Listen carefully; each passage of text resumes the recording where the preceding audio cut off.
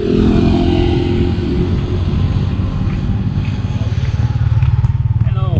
chào mừng cô, chú bác, các anh chị em đã quay trở lại với kênh Hưng Xe Điện, một kênh chuyên dành cho người tiêu dùng xe điện tại Việt Nam. Và lý do hôm nay Hưng làm video clip này là để sao nhỉ? Để khoe luôn đó mọi người ơi. Hôm nay tụi Hưng sẽ đi ráp một cái bộ máy PC để dành cho việc edit video. Vì sao tụi Hưng sẽ ráp bộ máy này? Đó là vì Hưng sẽ muốn nâng cấp cái chất lượng video, nâng cấp cái chất lượng sản xuất những cái clip sắp tới trong tương lai ở một cái tầm cao hơn, để cho mọi người xem video được đẹp hơn, nói chung là hay hơn các bạn, hấp dẫn hơn. Thì sắp tới nhờ bộ máy này mà tụi Hưng sẽ làm được việc đó. Vậy thì mọi người hãy theo chân Hưng và An Camera hôm nay để đi ráp máy, xem cái quá trình ráp bộ máy này nó như thế nào, nó bao nhiêu tiền và nó có đẹp không nha, và nó vận hành có dữ không, có đáp ứng được nhu cầu không nha. Let's go.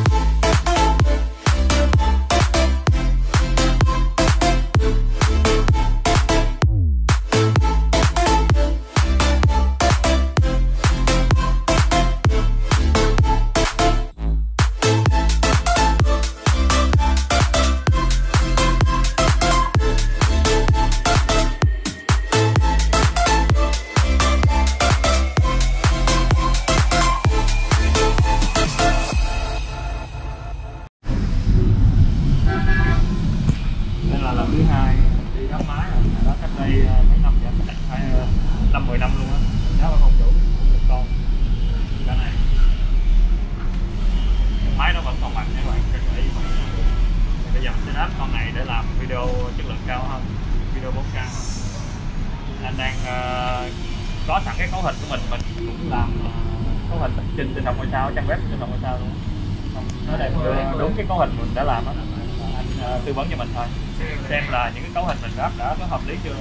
Hiện tại đã phát hiện một lỗi rồi, mình mua cái men chà bá luôn, nhưng mà mua cái khay tiết kiệm tiền quá, nó nhỏ xíu rồi, nó chưa phù hợp, cho nên là phải chắc là mua cái khay nè, cái thùng máy bự hơn, đẹp hơn và sẽ tốn tiền hơn, nó bụng quá.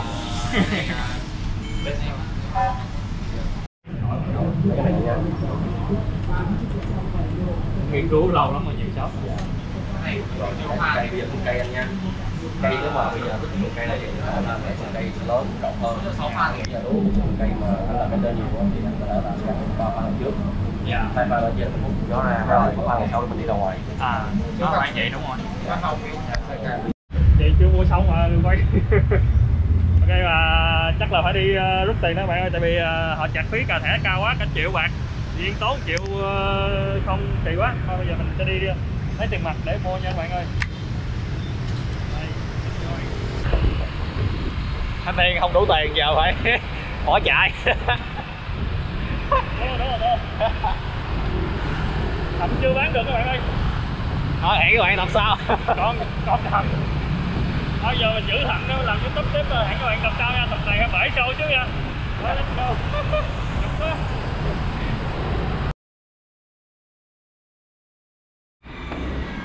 Hey, hello anh em. Sau khi không đủ tiền thì Hưng đã quyết định về nhà rau bán thận. Và cuối cùng thì cũng đã bán được một nỗi da, đau bụng quá. Đã đủ tiền gom góp em nó về, và các bạn đang có mặt tại studio của Hưng và An ha. Thì mình xin giới thiệu cái dàn máy sắp tới để làm những cái bộ phim có độ phân giải là 4K.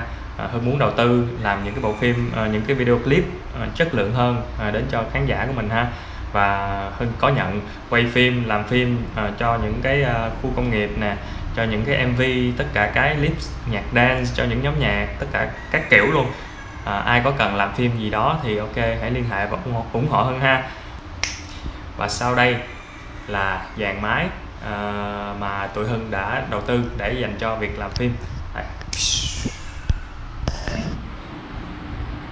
Hey. Giới thiệu với anh em, đây là dàn máy không biết đặt tên nó là gì ha. Ok, dàn máy studio của tụi mình chẳng có gì đặc biệt nè, anh camera cho các bạn xem, nó chỉ là có cái màn hình cũng giống như các bạn thôi.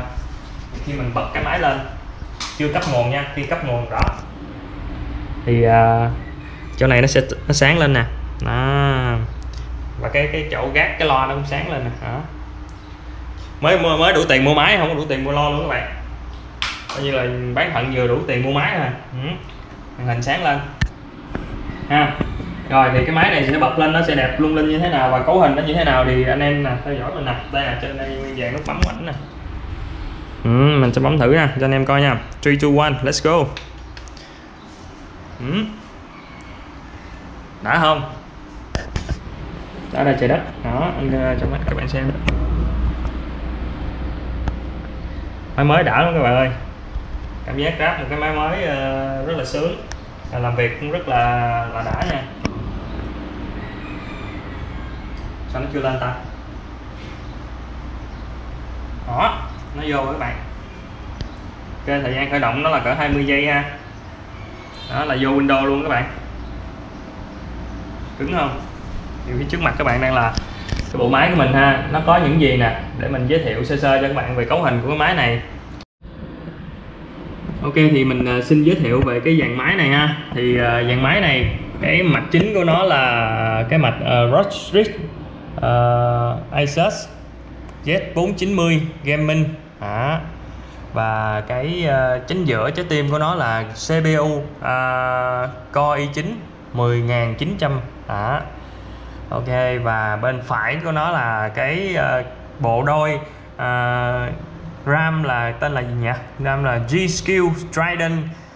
Nó có tổng dung lượng là 32GB thì là 16GB cho mỗi thanh ha các bạn ha. Còn cái Deep Cool chính giữa các bạn đang thấy đó chính là cái tản nhiệt nước all-in-one của thương hiệu Deep Cool ha, giúp giải nhiệt cho CPU ha.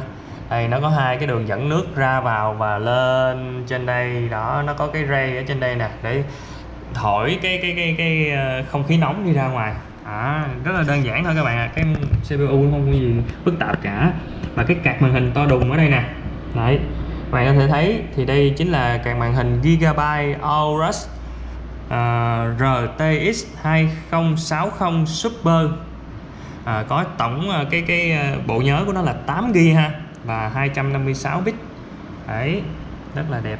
Hai cái SSD, một cái SSD SATA 3 để đây với lại một cái SSD gắn trực tiếp trong mạch luôn ha, để chạy Windows hệ điều hành.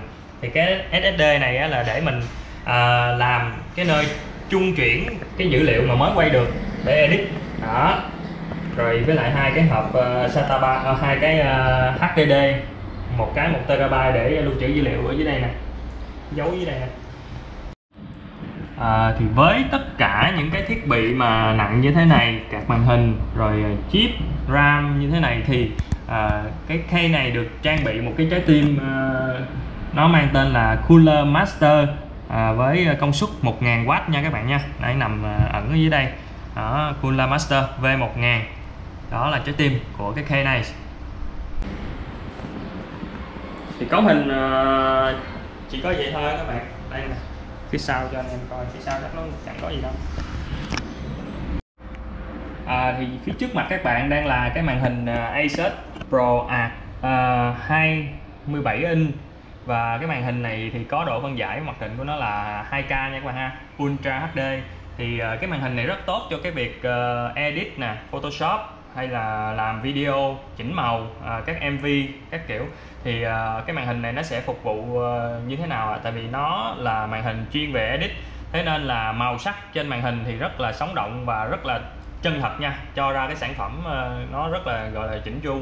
Đấy, đó là cái tính năng mà đặc biệt nhất trên cái màn hình Pro SATA 27 inch của Asus này. Đấy, ok, đó là về màn hình.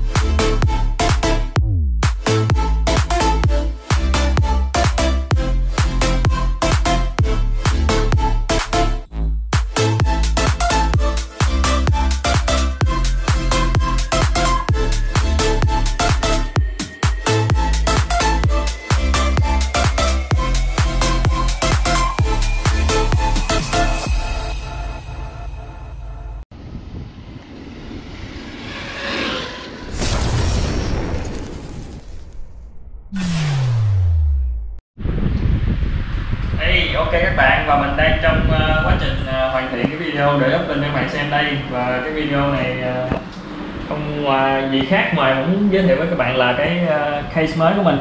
Các bạn hãy chia vui cùng mình ha. Ai có nhu cầu làm video hay là vlog, YouTube các kiểu gì đó, phim viết gì đó, ok inbox liên hệ với Hân ha. Và video đến đây đã kết thúc rồi. Xin cảm ơn các bạn đã theo dõi video đến giờ phút này. Các bạn hãy nhấn like và share video nếu thấy hay. Hãy đăng ký kênh của Hân để còn tiếp tục theo dõi những cái video mà đổ đẽo xe điện của Hân trong tương lai nha. Xin cảm ơn và chào tạm biệt các bạn nha. Bye.